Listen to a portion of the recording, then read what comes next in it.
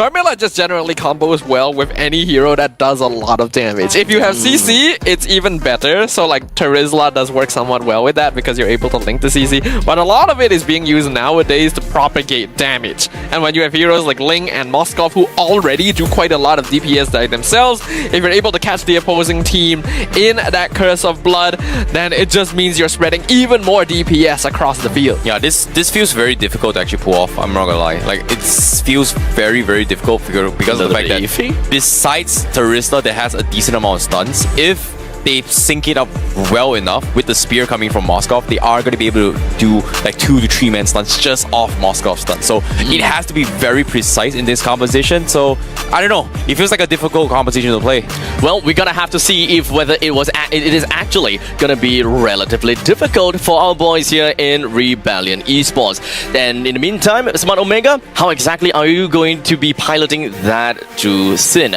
I'm gonna leave it up to you boys to cast this game number 2, potential match point. Well, thank you so much, Abstract. We're going to be jumping in towards the second game for the final series here in Group B. It is going to be Rebellion Esports going up against Smart Omega to fight for the points here. And who is going to be the team that walks away with a W by the end of today, or who will be the ones that gets a loss? Smart Omega were able to come out on top in game number 1 because they were able to play around their late game scaling by having a Jome on that Moskov. However, in this game, Rebellion are the ones that have a clear late game win condition in not just Moskov, but Ling as well. Which means Smart Omega basically needs to create pressure right from the get-go or risk getting outscaled. Oh boy, now speaking of getting outscaled right here, now Chaknu is in a little bit of trouble here as well. Spear almost connecting the kill, but guess what, Rio? He dodged away, came back in time, and secured the kill. That's going to be first blood for him. So 1 for 1 for both teams.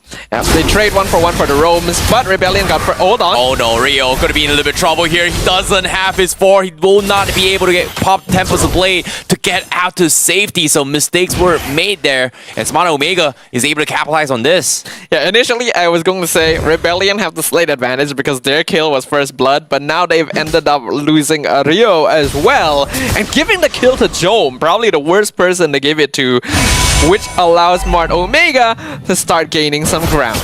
I'm curious whether or not is Jome going to go for the Sky Piercer build instead, because I don't know why, but we've started to see a lot of teams, especially in SBS here, kind of fall away from the Sky Piercer. And now Job, considering that he's got a decent lead there, I'm curious to see whether or not is he gonna try and play that. But as of now, Matt, he will get his 4 first. He might drop the spear on Job, and he doesn't really have mana to outplay this. Meanwhile, no lane, Chaknu gonna be taking a little bit too much damage. He will be able to get out of safety, but Smart Omega already making quick work on the turtle.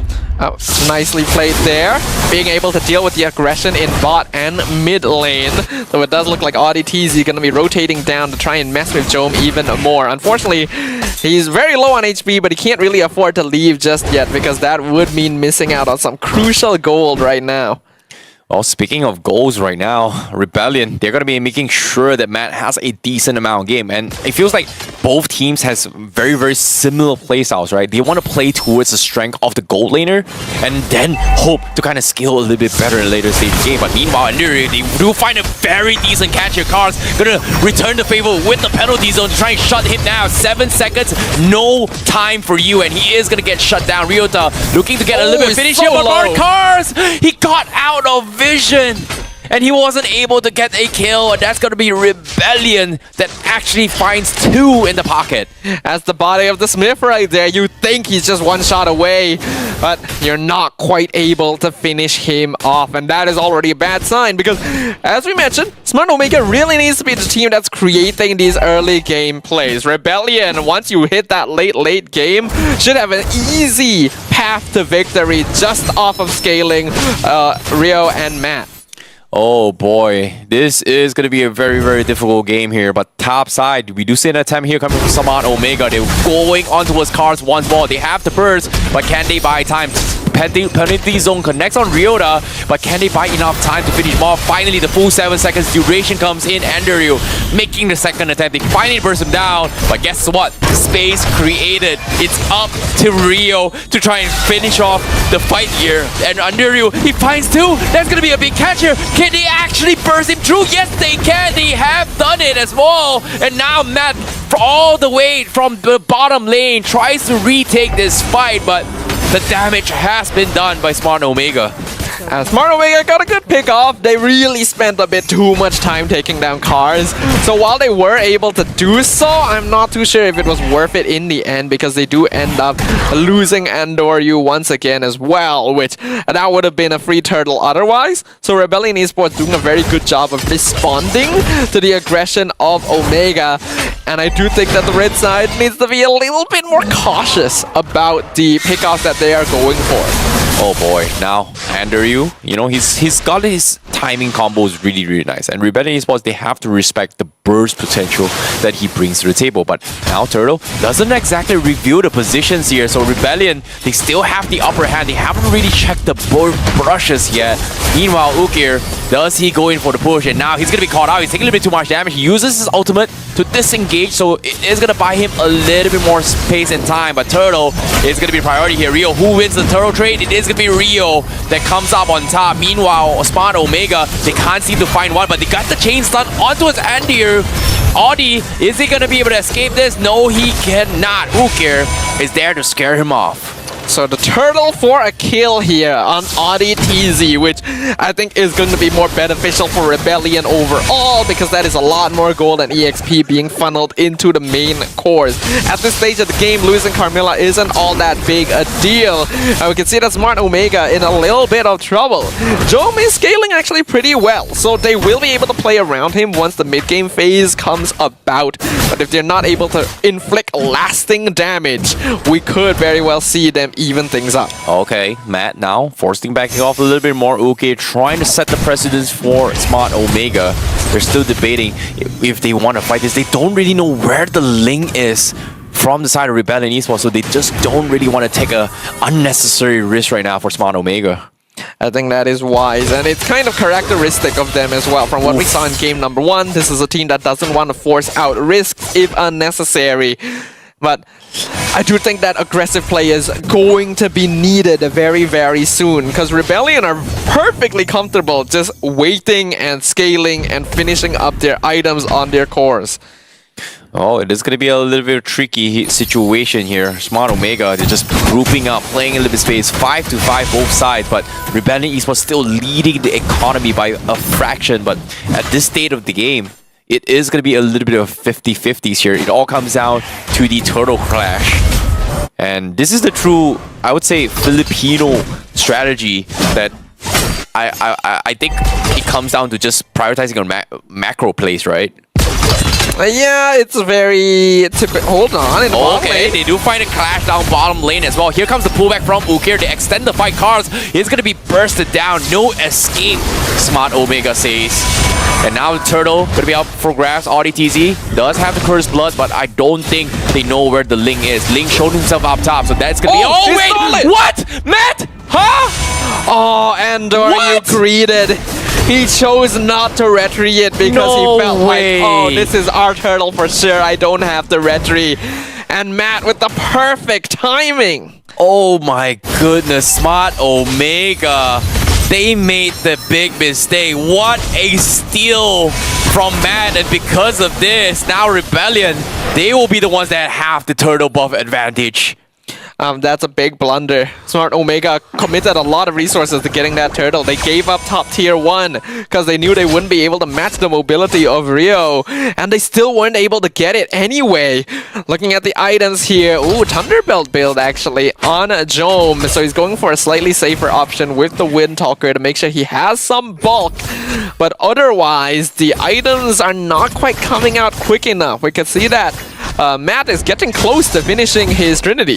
Yeah, Rio is already level 13 as well, 8 minutes a game on this lane. He's just getting the freest farm of his life. And I'm really surprised Andrew is able to actually kind of somewhat mirror him on this Julian pickup. The Julian we already know, very strong early game assassin. Unfortunately, not really able to do a lot with it just yet. He's got 4 kills, yes, but 2 deaths is not ideal when you have a built-in form of escape. Smart Omega, we're gonna have to see what kind of positioning they're looking for here. Oh, looks like they are gonna try and make an attempt here to try and clear off the minions here. INDONESIA gonna be stranded as well. Uki building up the stats to try and drag him back. He does have the curse buff, but he's chain stumped all the way through. No chance to counter engage. Meanwhile, the rest of the Rebellion Esports is here to fight. Cars is able to return the favor, gets a kill onto this fight. Meanwhile, here it comes. Ryu on this link is gonna clean house on the rest of Smart Omega, but do they want to commit? No, they do not. So they will trade 2 for 2 instead. Jome is really being the standout player for Smart Omega here. We're seeing it over and over. Oh wait, the spear comes in. Andrew, he's gonna be bursted down. He doesn't get these combos in time. He cannot escape at all. What a catch from Matt. Yeah, Matt, you could see that he's feeling a lot more comfortable in this game compared to previously. Moskov, we already know how dangerous this hero can be as compared to something like a Claude, and this seems like it's going to be a pretty free lord for the side of Rebellion Esports, who now are in control of the game. Wow, what a play coming from Rebellion Esports, and Smart Omega now, what seemed to be in their control has gone completely down to smithereens. Ukir 0-5 on this Yusin, but we haven't seen that burst potential, and Rebellion Esports just taking advantage that they do have that mobility advantage right now. We need to see a little bit more from the rest of the team here, because it's clear that Jome is pulling his weight, maybe even more than his weight. And I'm not really seeing a lot of that from the rest of Smart Omega.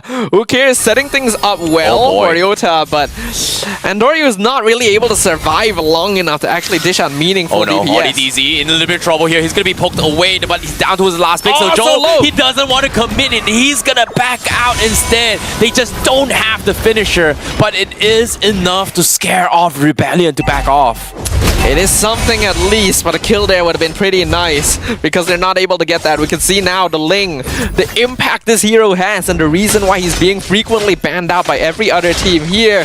The ability to just split across the map, get free towers for absolutely no investment is making a huge difference right now in terms of map control for Rebellion Esports. Oh boy, this is going to be a very, very important one here for Smart Omega. But at the same time, Rebellion Esports, they understand their timings very, very well. Like, it's all about buying time. Matt is 2-0-3. He's almost hitting his level 15, and he's so close to his final item power spike because he's already max slaughter here. He just doesn't have his Winds of Nature. Not exactly sure what his final item is going to be going for, but he is at a state where he is going to be threatening anyone from the side of Smart Omega. And for Smart Omega, I still worry that they're playing way too safe. They're playing way too slow. Like, they had a free push in the bottom lane.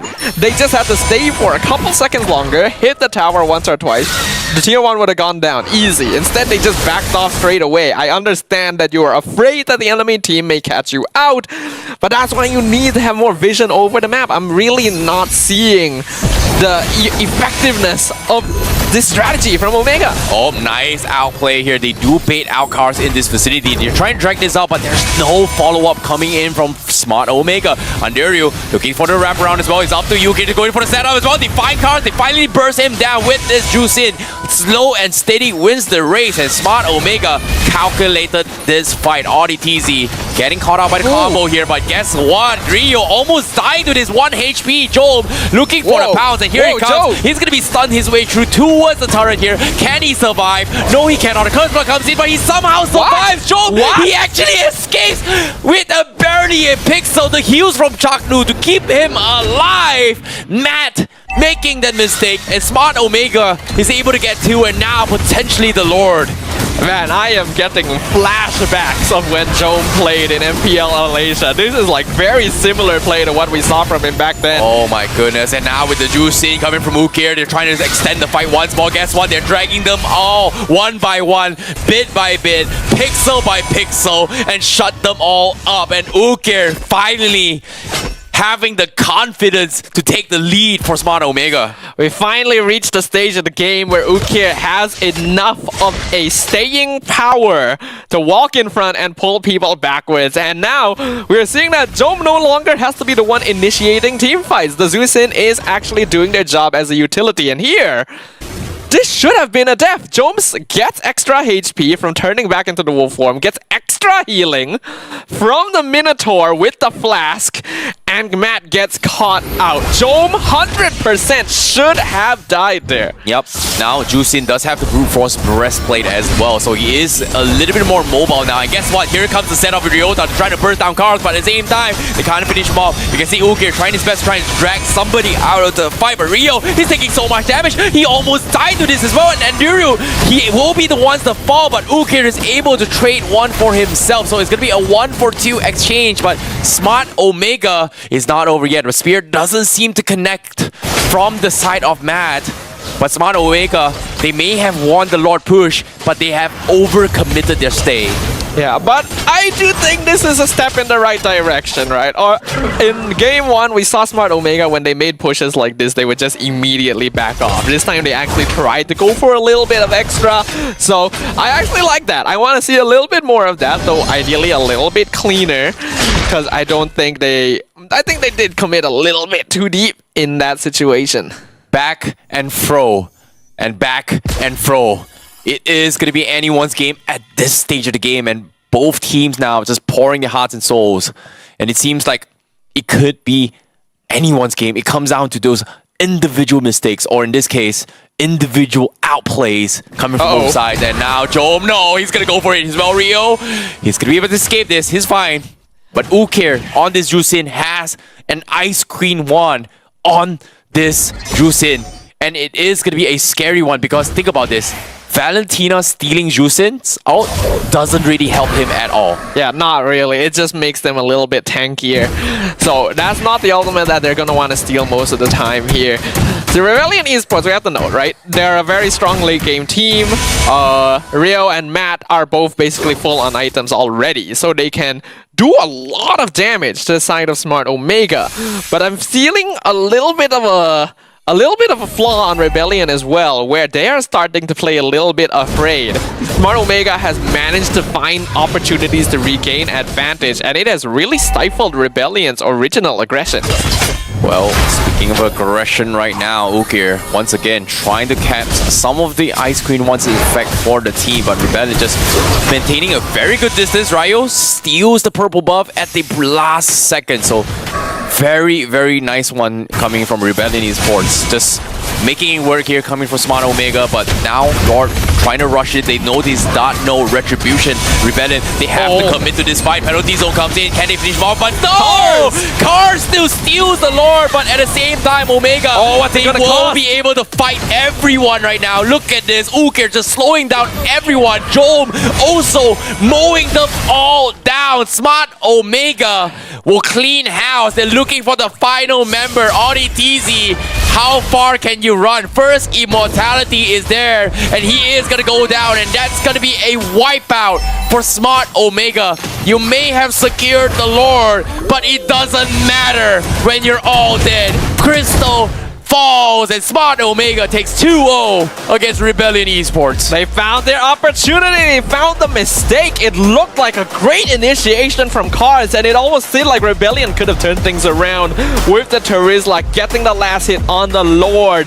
But he didn't realize his team was too far away. They couldn't follow up on him, and by the time he was taken out, they realized they had overcommitted and were in direct range of the firing line. That was Smart Omega.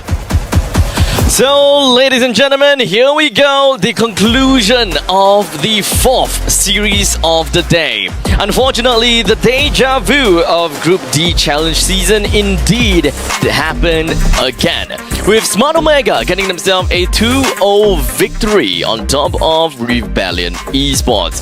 For a second there, I really thought that perhaps finally being able to see that assassin jungler coming from the side of Rio could have changed things around a tad little bit. But what exactly is the main issue coming out from this link? Looking at 4:3:5, not exactly the kind of performance that we'll want to see from a link.